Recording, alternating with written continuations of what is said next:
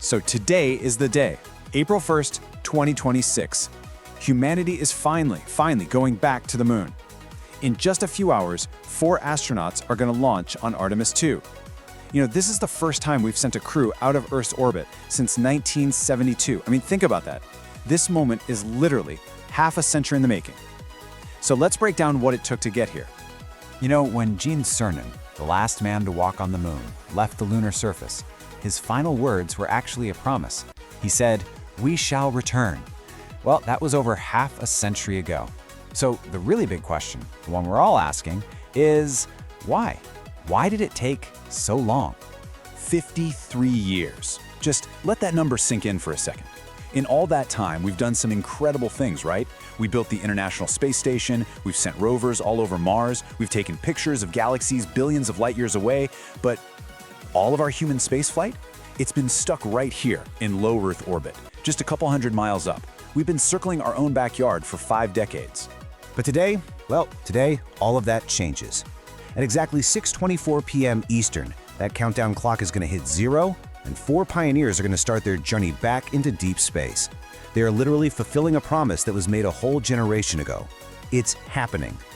Okay, so this whole thing is about so much more than just a giant rocket. It's really about the people, the pioneers, who are going to ride that thing.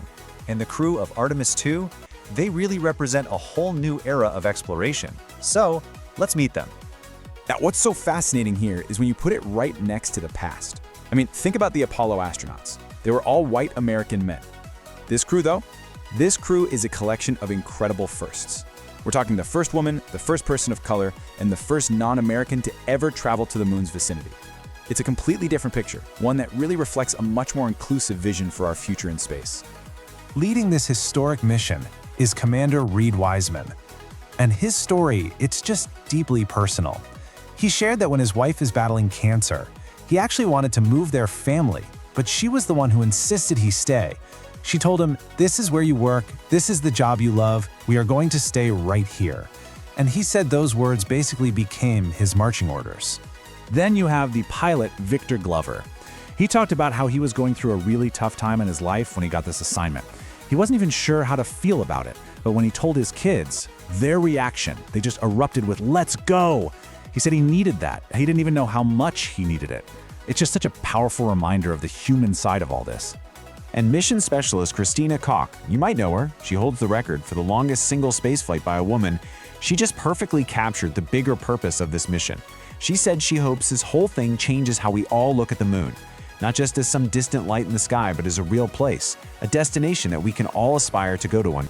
And finally, we've got Canadian astronaut Jeremy Hansen. And get this, it's his very first spaceflight.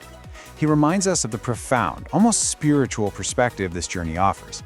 He talks about how extraordinary it is to go all the way to the far side of the moon and then look back and see our entire planet hanging there in the dark. It's a view that only a tiny handful of humans have ever witnessed. All right, so we've met the crew, absolutely incredible people. Now let's talk about their ride and how it really builds on everything that came before. Because this is not your grandfather's moon rocket.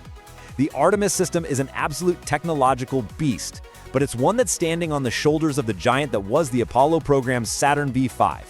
And this slide just lays out the differences so clearly. The Artemis rocket, the SLS, it's got a whopping 15% more thrust at liftoff than the legendary Saturn V.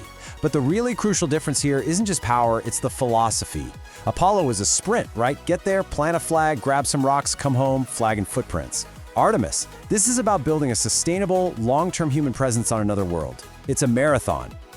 That launch itself is just a symphony of controlled chaos.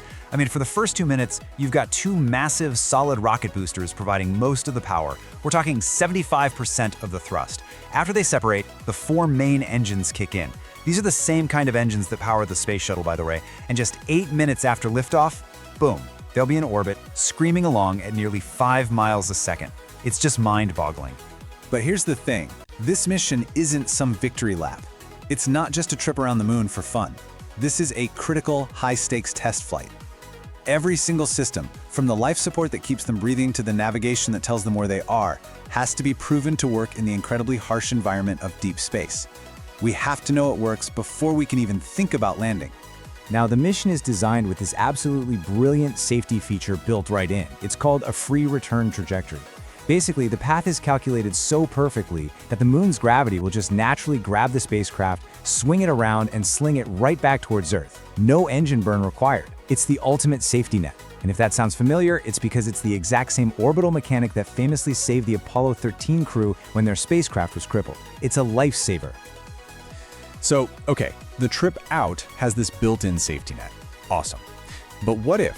What if the single greatest danger of the entire mission is actually on the way home? Yeah, so this is a big deal. When the uncrewed Artemis I capsule came screaming back to Earth, engineers found something worrying. Its heat shield had charred and eroded way more than their models predicted. Chunks of it had literally broken off. Now, for this mission, with 4 astronauts inside, they're using the same heat shield design. NASA says they're confident that a slightly different, steeper re-entry angle will solve the problem, but you can bet that all eyes are going to be on that shield during the final fiery moments of this flight. So this mission is really all about a critical checklist of make or break objectives. They've got to prove the life support actually works with humans breathing, eating, and, living inside for days. They'll practice flying the capsule by hand, testing out communications from 250,000 miles away. Every single one of these boxes has to be checked off, no exceptions. And it's not just engineering tests. They're doing some seriously cutting-edge science up there. I mean, they're flying these miniature models of human organs on tiny chips, using their own cells to study how deep space radiation causes damage in a way that's never been possible before. They're also wearing these advanced sensors to track their sleep, their stress, their cognitive health. And of course, they will be the first trained human geologists in over 50 years to get an up-close look at the moon's mysterious far side. That's a huge deal.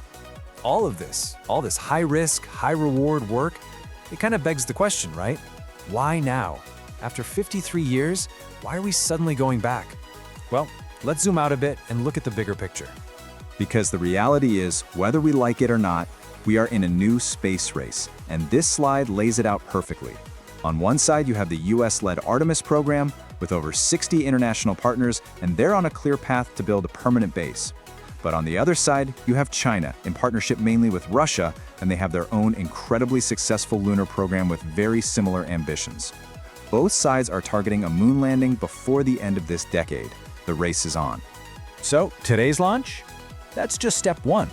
If everything goes well, the next mission, Artemis II, will test the landers and the brand new spacesuits, but they'll do it safely in Earth orbit. Then, in early 2028, Artemis IV will be the one.